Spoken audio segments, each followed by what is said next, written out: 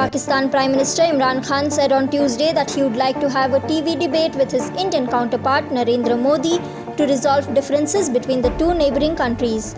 Khan made the remarks during an interview with Russia's state-run television network RT on the eve of his maiden two-day visit to Moscow, the first by a Pakistani premier in over 2 decades, during which he will hold talks with President Vladimir Putin and exchange views on major regional and international issues. "I would love to debate with Narendra Modi on TV," Khan said in response to a question. He added that it would be so good for over 1 billion people of the subcontinent if differences between Pakistan and India could be resolved through a debate. Responding to a question, Khan said when his party Pakistan Tehreek-e-Insaf came into power in 2018, he immediately reached out to India and asked the Indian leadership to sit down at the table and resolve the Kashmir issue.